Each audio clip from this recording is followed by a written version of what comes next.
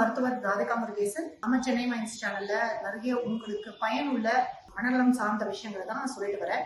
இதுல எம்பத்தி, emotion invalidation, இந்த மாதிரி யாருமே யோசிக்காத, யாருக்குமே தெரியாத சில விஷயங்களை நான் சொல்லிட்டு வரேன். ஆனா திடீர்னு சில பேர் எனக்கு போன் பண்ணி, அக்கா நீங்க சும்மா ஏதோ பேசுறீங்க, மனசோர்வு பத்தி பேசுங்க, டிப்ரெஷன் பத்தி பேசுங்க. எங்க வீட்டுல சொல்றாங்க நீ தேவையில்லாத மாத்திரை எல்லாம் எடுத்துட்டு இருக்க, டாக்டர் கிட்ட தேவையில்லாம போயிட்டு இருக்க, எங்களுக்கு கூட தான் டிப்ரெஷன் இருக்கு, எனக்கு எங்க பாஸ் திட்டினாரு, அன்னையில இருந்து ரொம்ப டிப்ரெஸ்டா இருக்கேன், நீ தேவையில்லாம மாத்திரலாம் எடுக்கக்கூடாது, இதெல்லாம் நார்மல் அப்படின்னு சொல்றாங்கக்கா, நீயே தான் வெளில வரணும், இது உனக்கு வீக்னஸ் அப்படின்னு சொல்றாங்க, அதை பத்தி ஏதாவது கொஞ்சம் பேசுங்கக்கா, மாத்திரை தான் எனக்கு ஹெல்ப் பண்ணுது.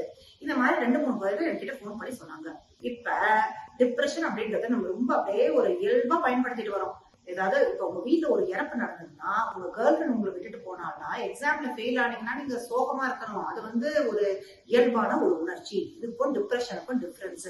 டிப்ரெஷன் நீங்க சும்மா அந்த டைம்ல ஐயோ நான் டிப்ரெஷன் இருக்கேன்னு சொல்லக்கூடாது, சோகமா இருக்கேன் அப்படின்னு சொல்லுவாங்க. டிப்ரெஷன் அப்படின்றது ஒரு மனநோய்.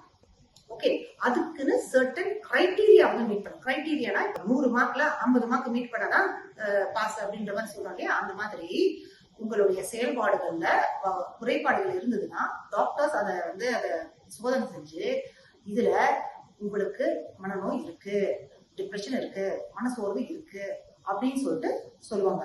உதாரணமா சொல்றோம்னா 2 வாரத்துக்கு மேல, இப்ப தமிழ் அழகா சொல்லுவாங்க மனசோர்வு அப்படின்னு. மனசோர்வு அப்படின்னா ஃபெட்டிக், ரெஸ்ட் எடுத்த பிறகு கூட நம்ம அந்த சோர்வு நிலையில இருந்து வெளில வர முடியாத ஒரு நிலைதான் ஃபெட்டிக் ஆர் டிப்ரெஷன். அதே மாதிரி பிடிச்ச விஷயங்களை பண்ண முடியாம இருக்கிறது, தூக்கம் பாதிக்கப்படுறது, காலங்காத்தால எந்திரிக்கிறது, மனம் ஒரு நான் ரியாக்டிவ் மூட், பிடிச்ச விஷயங்கள் மேலேயும் கவனம் செலுத்த முடியல, சோகமா ஏதாவது சொன்னாலும் அழ வரல, இந்த மாதிரி கவனக்குறைவு, தற்கொலை எண்ணங்கள், ரொம்ப தொடர்ந்து ரொம்ப நெகட்டிவா இருக்கக்கூடிய எதிர்மறை சிந்தனைகள், சாப்பாடே பிடிக்காம இருக்கிறது, வெயிட் குறையிறது, யாரு கூடயும் பேசாம இருக்கிறது, குளிக்கிறது, தங்களுடைய வேலைகளை செய்யறது கூட இன்ட்ரெஸ்ட் இல்லை, தன்னோட வேலைக்கு போயிட்டு கான்சென்ட்ரேட் கூட பண்ண முடியல, இந்த மாதிரி பல சிம்டம்ஸ் தொடர்ந்து இருந்தா மருத்துவர் அணுகுனீங்கன்னா அவங்க உங்களுக்கு இல்ல இது டிப்ரெஷன், நீங்க மருந்து எடுக்கணும் அப்படின்னு சொன்னாங்கன்னா அப்ப நீங்க மருத்துவரை நம்பி நீங்க எடுக்கணும். அது ஆனா நீங்களே சும்மா நான் டிப்ரெஷனா இருக்கேன் அப்படிலாம் சொல்லிட்டு இருக்காதீங்க. இப்ப டிப்ரெஷன் கூட டயபிட்டிஸ் மாதிரி தான். இப்ப நம்ம ரத்த வலி சொந்தத்துல யாருக்காவது இருந்ததுன்னா அதுக்கு மேல இப்ப நம்ம டயபிட்டிஸ்ல நம்ம ரத்த வலி சொந்தத்துல யாருக்காவது இருக்கலாம். ஆனா நம்ம நல்ல உடலை பார்த்துட்டு நல்லா எக்ஸசைஸ் பண்ணி டயட் எல்லாம் பண்ணோம்னா டாக்டர் சொல்லணும்னு அவசியம் கிடையாது. அதே மாதிரி டிப்ரெஷன் நம்ம ரத்த வலி சொந்தத்துல மக்களுக்கு இருந்ததுன்னா ஸ்ட்ரெஸ் வராம தடுக்கிறது, அதே மாதிரி ஸ்ட்ரெஸ் வந்ததுன்னா அதை எதிர்கொள்ளக்கூடிய சக்தியை வளர்த்துக்கிறது, இந்த மாதிரி விஷயங்கள் செஞ்சா நம்ம மனநோய்கள் வரும் அந்த வாய்ப்பை தவிர்க்கணும்.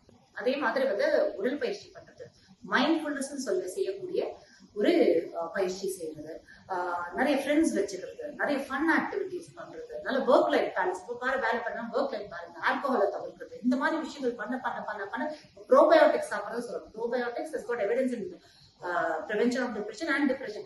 சோ இந்த மாதிரி நம்ம எவ்வளவு நம்ம வயிறோட ஹெல்த்தை நல்லா பாத்துக்கிறோமோ அந்த அளவுக்கு நம்மளுடைய மனசும் நல்லா இருக்கும். சோ அதனால டிப்ரெஷன் அப்படின்றத அப்படி லூஸா பயன்படுத்தாதீங்க. டிப்ரெஷன் அப்படின்றது ஒரு மனநோயே. இதுக்கும் ஒரு இயல்பான ஒரு உணர்ச்சி, சோகம் அப்படின்ற உணர்ச்சிக்கும் வித்தியாசம் உண்டு. இதை சொல்றதுக்கு தாங்க இந்த வீடியோ. இது பயனுள்ளதா இருக்கும் அப்படின்னு நினைக்கிறேன். தொடர்ந்து நம்ம பேசுவோம்.